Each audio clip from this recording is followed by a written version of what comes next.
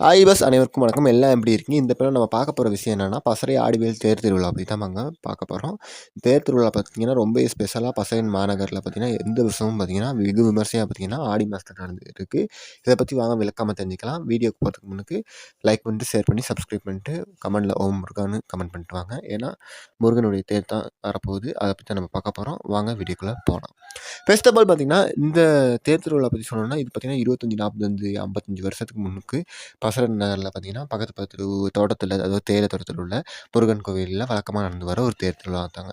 அது மாதிரி தான் இந்த தேர் திருவிழா பார்த்தீங்கன்னா முந்தி காலமும் சரி, நான் படித்து இருக்க காலமும் சரி, இப்போ நான் படித்து முடித்த காலமும் சரி, எல்லா நாளத்துலேயும் நல்லாவே தான் நடந்துருக்கு. அது மாதிரி தான் இந்த வருஷம் கூட இந்த எல்லா கோவில்கள்லேருந்து மொத்தமாக 9 தேர்கள் பார்த்தீங்கன்னா நம்ம பசரன் நகரை வந்து அலங்கரிக்க உள்ளது. இந்த தேர் திருவிழா எப்போ நடக்குது அப்படின்னா இன்னுமே 2 நாட்கள் தான். அதாவது 28ஆம் தேதி நைட்டுக்கு பார்த்தீங்கன்னா ஒரு 9 மணிலாம் துவங்கி விடிய பார்த்தீங்கன்னா பேண்ட் செட்டு, ரதம், அங்கிட்டு ஆட்கள் அப்படின்னு சொல்லிட்டு பூசை, தட்சணை அப்படின்னு சொல்லிட்டு விடிய 9 தேர்கள் பார்த்தீங்கன்னா பசறை நகரில் சுற்றி வர காத்திருக்கு. முக்கியமாக எந்தெந்த கோவில்லேருந்து ரதங்கள் வருதுன்னா பார்த்தீங்கன்னா பசறையில் உள்ள நம்ம கதிர்வேல சுவாமி கோயில்லேருந்து 2 தேர் வருது. ஒன்று பார்த்தீங்கன்னா விநாயகர் தேர், இன்னொன்று பார்த்தீங்கன்னா முருகன் தேர். அளவில் பிரம்மாண்டமான ஒரு தேராகவும் பார்த்தீங்கன்னா இங்கே உள்ள முருகன் தேர் காணப்படுது. அதே மாதிரிக்க இங்கே உள்ள விநாயகர் தேரை பற்றி சொல்லணுமா சின்ன அளவில் கணக்கான, அதாவது போன வருஷம் தான் என்ன சொல்கிறது, வாங்கப்பட்ட ஒரு தேரில் தான் முருகன் தான் விநாயகர் பெருமான் இந்த வருஷமும் சரி போன வருஷமும் சரி வரப்போகிறாரு, வந்திருக்காரு.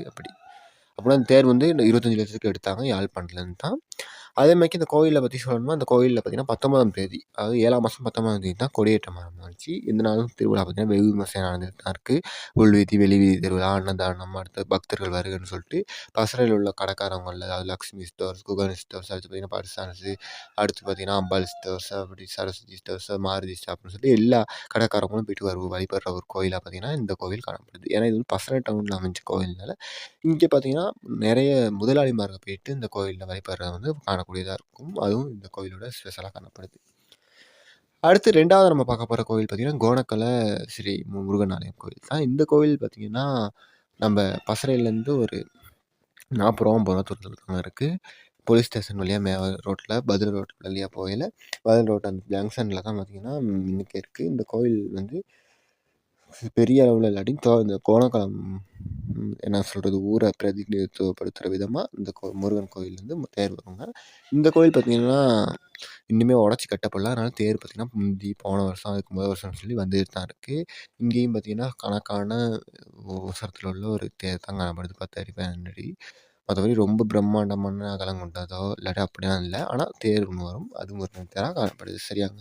வள்ளி தேவி சமேதன முருகன் தான் பார்த்திங்கன்னா இதில் வந்து அருள் பாலிச்சு வருவார். இந்த கோயிலில் எப்போ கொடியேற்றம் நடந்துச்சுன்னு எனக்கு நான் தெரியலை. நான் தேடின அளவில் நான் ஃப்ரெண்ட்ஸ்கிட்ட நம்ம எங்கள் ஊர் பொடியங்கிட்டலாம் நான் கேட்டு பார்க்கல. அதனால எனக்கு தெரியலை.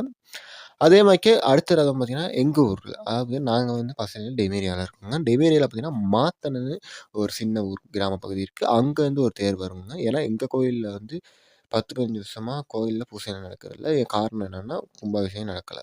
வேற ஒன்றும் இல்லைங்க, காசு சேர்க்கறது பிரச்சனை, மற்றபடி பொருளாதார கஷ்டம், கொரோனா, மற்றபடி மக்கள்கிட்ட ஒத்துழைப்பு நல்லா கிடைக்காது அப்படின்னு சொல்லிட்டு கோயில் இன்னுமே கட்டுப்பட்டுக்கிட்டு தான் இருக்குது. அடுத்த வருஷத்தில் கோயில் கட்டுப்பட்டு கும்பாபிஷேகம் பண்ணி ரதம் வர்றதுக்கான இயல்பான ஒரு நிலைமையும் கூட காணப்படுது. பார்ப்போம், அந்த முருகன் அருள் இருந்தால் அடுத்த வருஷம் இந்த மாதிரிக்கு ஒரு வீடியோவில் நான் வந்து எங்கள் ஊரில், அதாவது டெமேரியாவில் பெக்ட்ரி டிசன் உள்ள முருகன் கோயிலேருந்து தேர் வருதுன்னு சொல்லுவேன். ஆனால் இந்த வருஷம் வரலங்க.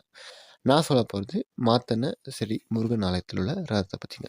இந்த ரதம் பார்த்திங்கன்னா எங்கள் ஊர்லேருந்து ஒரு 4 கிலோமீட்டர் தொலைவில், டெமேரியா பெக்ட்ரி டிசன்லேருந்து 4 கிலோமீட்டர் தொலைவில் உள்ள ஒரு அடர்ந்த காட்டு பகுதியில் கொண்ட மக்கள் நடமாட்டம் உள்ள தேயிலை தோட்டமான மாத்தனையிலேருந்து வருதுங்க. இந்த ரதம் பார்த்திங்கன்னா மாத்தனை ஸ்ரீ கதிர்வேல சுவாமி ஆலய தேர்ன்னு தான் சொல்லுவாங்க. அதாவது இங்கே பசறையில் உள்ளவங்க அழைச்சிக்கிறது டெமேரியா ரதம் வருது அப்படின்னு தான். நான் ஆனால் உண்மையான தமிழில் சொல்லணும்னா மாத்தனை ஸ்ரீ கதிர்வேல சுவாமி தேர்ன்னு தான் அதை சொல்கிறதுங்க.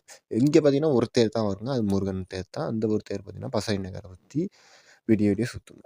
அப்படித்தான் மே பக்கத்து, அதாவது பசறையில் மே பகுதியிலேருந்து வர்ற தேர்கள் இவ்வளோ தான். பசறை கோயிலேருந்து 2, அடுத்து மாத்தனை தேர் 1, அடுத்து கோணக்கலை தேர் 1, 4 தேர்கள் வருது. அதுக்கப்புறம் அப்படியே பணியை பக்கத்து நம்ம போனோம்னா, அதாவது பார்த்திங்கன்னா பசறையில் பஸ் ஸ்டாண்ட் இருக்குது தனியாக. பஸ் ஸ்டாண்ட் தாண்டி அங்கிட்டு உள்ள பணியை ஊரில் பார்த்தோம்னா எல்டப், அடுத்து பார்த்திங்கன்னா பங்குவத்தை, அடுத்து அம்மணி வத்தை, கிக்கிரி வத்தை அப்படின்லாம் இருக்குது. அங்கிட்டேருந்து வர்றதுங்களை பார்த்தோம்னா இந்த பயணம் பெருசா அங்கிட்டிருந்து ரதங்கள் வர்றது கொஞ்சம் குறைஞ்சிருக்கு. அதுவும் பார்த்தீங்கன்னா, இது இலங்கையிலே பசறையில பார்த்தீங்கன்னா, ரொம்பவே அவசரமான, ரொம்பவே பிரம்மாண்டமான ஒரு தேர்னா, அது எல்டம் ஸ்ரீ சிவசுப்ரமணியர் ஆலய தேர். ஆனா, கவலைக்குரிய விஷயம் என்னன்னா, இந்த பயணம் பார்த்தீங்கன்னா, அந்த ஒரு தேர் வந்து வரக்கூடிய நிலைமை பார்த்தீங்கன்னா இல்ல. ஏன்னா, அங்க எல்டப்ல பார்த்தீங்கன்னா, கோயில உடைச்சுட்டாங்க. அதாவது பார்த்தீங்கன்னா, முருகன் கோயில உடைச்சுட்டாங்க போன வருஷம். அதனால போன வருஷம் ரதம் வந்த அதுக்கப்புறம் கோவில் இல்லாதனால, இந்த பையனும் கோவில் கட்டியிருக்கனால, இந்த வருஷமும் சரி, இனிமே சரி, ஒரு 3, 4 வருஷமா இனி ரதம் வர்றத நம்ம எதிர்பார்க்க முடியாது. ரொம்பவே கவலைக்குரிய விஷயம். அங்க உள்ள ஃப்ரெண்ட்ஸ்மார்களா இருக்கட்டும், என்னை விட்டு கூட்டாளி பிள்ளைகளா இருக்கட்டும், அடுத்து சொந்தக்காரங்களா இருக்கட்டும், எல்லாம் ரொம்பவே கவலை வெளியிடுறாங்க. என்னன்னா, எங்க ஊர்லேருந்து ஒரு ரதம் வரல.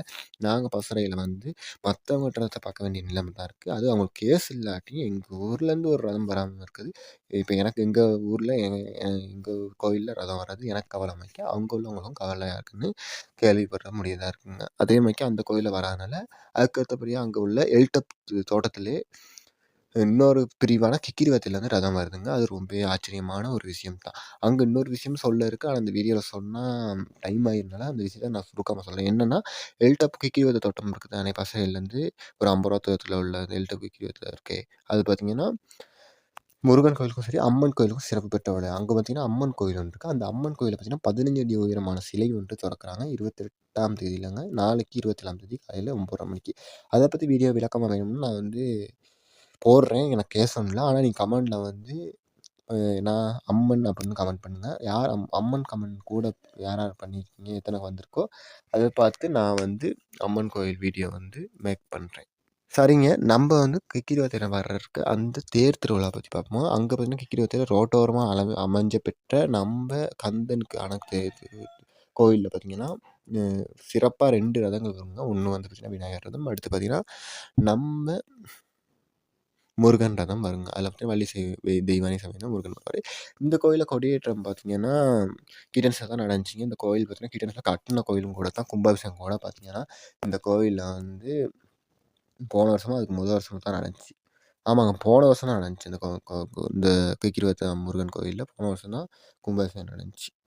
இந்த கோயில் வந்து பார்த்தீங்கன்னா, அங்க உள்ள கிக்கிரிவத்த மக்களுக்கு பார்த்தீங்கன்னா, அருள் பாலிக்கிற ஒரு கோயிலாவும், ரொம்பவே பக்தி வாய்ந்த கோயிலாவும் தான் காணப்படுது. இந்த கோயில்ல பார்த்தீங்கன்னா, 10, 15 நாள் பூசை கொண்ட ஒரு ஆழிவேல் உற்சவம் இது நான் நோட்டீஸ் தான் இருந்துச்சு. அதில பார்த்தீங்கன்னா, இத்தனாம் தேதி தான் இத்தனை தேர் வருது, இத்தனாம் தேதி தான் இது வருது அப்படின்னு போட்டிருந்தாங்க.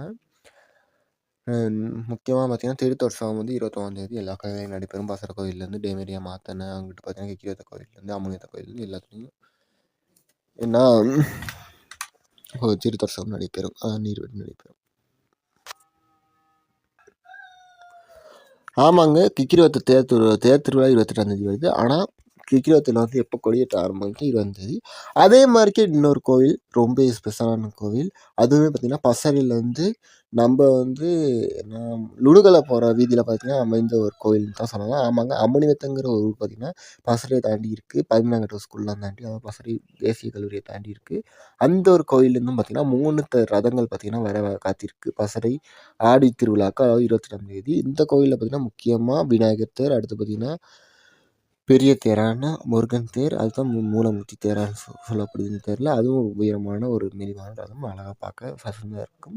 அதுக்கப்புறம் பார்த்தீங்கன்னா, 3வது அம்பாள் தேர். அதாவது பார்த்தீங்கன்னா, இந்த வர்ற எல்லா தேர்லயும் அம்பாள் தேர்னா இங்க மட்டும் தான் வருங்க. அது ரொம்ப ஸ்பெஷல் தான். அப்படிப்பட்ட அம்மன், அம்பாள் தேர் பார்த்தீங்கன்னா, அம்மனியத்த தேர்ல பார்த்தீங்கன்னா, 3வது இடம்பெற காத்திருக்கு. ஆக மொத்தத்தில பார்த்தீங்கன்னா, அம்முனியத்துல 3 தேரு, இங்கிட்டு கிக்கிரிவத்தையில ஒரு 2 தேரு 5, அடுத்து பசற கோயில்ல 2 தேரு 7, கோணக்கல 8, அடுத்து பார்த்தீங்கன்னா டெமேரியா மாத்தான கோயில் தேரு 1 அப்படின்னு சொல்லிட்டு மொத்தம் 9 ரதங்கள் வந்தாலும் கூட, மக்கள் அவ்வளோ பேர் பார்த்தீங்கன்னா, அன்னைக்கு 24ஆம் தேதி கொழும்புலேருந்து, கண்டிலேருந்து, இலங்கையில நிறைய இடங்கள்லேருந்து பார்த்தீங்கன்னா, இந்த ஒரு தேர பார்க்கறதுக்காக யாழ்ப்பாணத்துலேருந்து கூட இப்ப அப்படியெல்லாம் 9 தேர் ஒரே நேரத்தில கூடாதுன்னு சொல்லி கவலைப்பட்டுட்டு இந்த பார்ப்போம் அப்படின்னு சொல்லிட்டு நிறைய பேர் வர்றது இந்த ஒரு திருவிழா நடக்கிற 28ஆம் தேதி வரைக்கும் காண முடியுங்க. புது புது தெரியாத முகங்களும் சரி, புது புது தெரியாத பாசிகளும் சரி கொண்ட மக்களும் மனிதர்களும் சரி இந்த ஒரு தேர பார்த்தீங்கன்னா பார்க்கறதுக்கு வர்றாங்க. போன பின்ன கூட எனக்கு ஒரு அனுபவம் ஏற்பட்டுச்சு. இது நம்புனா நம்புங்க, இல்லாட்டி இல்ல. நான் ஒரு மட்டக்களப்பு பண்ணவன நான் காய்க்கிறதுக்கேன்னு தான் அவர் சொல்றாரு. எங்க ஊர்லலாம் அப்படி நடந்ததில்ல. அதனால தான் நான் வந்து பசறைக்கு வந்து மட்டக்களப்பு வந்து இந்த ஒரு தேர் திருவிழா அதுவுமே ரொம்ப நல்லா இருந்துச்சு. எங்க ஊர்ல நம்ம நடந்ததுனா கூட என்னோட கருத்து சொன்னாரு. அப்போ தான் விளங்குது நம்ப ஊர்ல இப்படி நடக்கிற ஒரு தேர் திருவிழா எப்படி இந்த இலங்கையில ஃபேமஸ் ஆகி இருக்கு அப்படின்னு. இப்போ தேர் திருவிழானா தேர் திருவிழா மட்டும் நடந்துகிட்டு இருக்கும் என்று நீங்கள் நினைக்க வேணாம். இதுலேயும் முக்கியமான நிறைய விஷயங்கள் இருக்குது. என்னென்னா பார்த்தீங்கன்னா, ஃபர்ஸ்ட் ஆஃப் ஆல் இந்த ஒரு தேர் திருவிழாவில் பார்த்தீங்கன்னா, அந்த பசற நகரில் பசற கோயிலில் உள்ள பசறது முருகன் கோயிலில் உள்ள தேர் தான் பசற நகரில் உள்ள வீதியில் வந்து ஃபஸ்ட்டு வரும். அதுக்கப்புறம் பார்த்தீங்கன்னா 2வது வர தேர் பார்த்தீங்கன்னா டெமேரியா தேராக இருக்கும். அடுத்து பார்த்தீங்கன்னா 3வது கணக்கர தேராக இருக்கும். அப்புறம் 4வது பசற இதில் ரோட்டில் வர தேர் வந்து என்னவா இருக்கும், அம்மனுக்கு தேராக இருக்கும். அதுக்கப்புறம் தான் கிகிரேஜ் தேராக இருக்கும். அப்புறம் எல்டப் தேராக இருக்கும். இப்படித்தான் பார்த்தீங்கன்னா வழக்கம் பார்த்தீங்கன்னா 45 55 வருஷமாக பின்பற்றிட்டு வராங்க. அதாவது இந்த தேர் ஃபஸ்ட்டு வரணும், அடுத்த தேர் ஃபஸ்ட்டு 2வது வரணும், அடுத்த தேர் 3வது வரணும். அதாவது பசற கோயில் தேர் ஃபஸ்ட்டு, பசற நம்ம டெமேரியா நாத்தன கோயில் தேர் 2வது, அடுத்து கோணக்கர தேர் 3வது அப்படின்னு ஒரு ஓர்டரில் தான் பார்த்தீங்கன்னா இத்தனை வருஷமும் சரி மக்கள் சண்டை போட்டுக்கிறாங்க, ஒரு ஒத்துமையாக அழகாக செஞ்சு வராங்க. அப்படி ஒரு விஷயம் இருக்குது. இன்னொன்று மற்ற இப்போ யாழ்ப்பாணம் எடுத்துக்கிட்டோம், மட்டக்களப்பு எடுத்துக்கிட்டோம், நீங்கள் கொழும்பா எடுத்துக்கிட்டோம், எங்கேயும் பார்த்தீங்கன்னா தேர் திருவிழான்னு வந்தால் அங்கே மேள கச்சேரி அடிச்சுட்டு அவ்வளோதான் செய்வாங்க.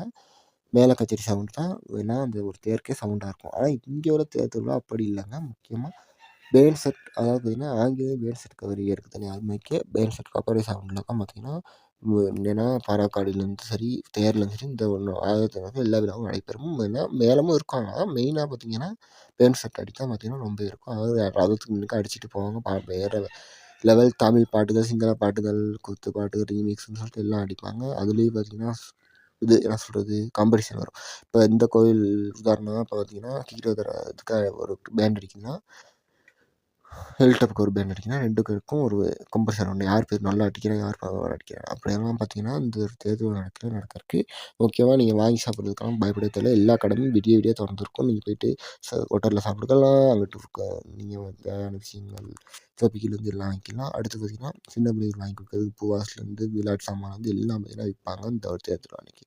பார்த்தீங்கன்னா பசறையே பார்த்தீங்கன்னா ஒரு என்ன சொல்கிறது ஒரு பசறையே ஒரு அரண்மனை மாதிரி இருக்குங்க. அவ்வளோ அழகாக பார்த்தீங்கன்னா பல்ப் வெளிச்சம்லாம் போட்டு அழகாக டெக்கரேஷன்லாம் பண்ணி வெளிச்சத்தோட சவுண்டோட வேறு லெவலுக்கு இது விஸ்பரி வாங்கி ரவைக்கு 9 மணிக்கு தான் தாங்கும். 50 கிராம் தான் வருது பசறையில். அப்படி இருக்கும் அடுத்த வீட்டில் பை அண்ட் பிசி.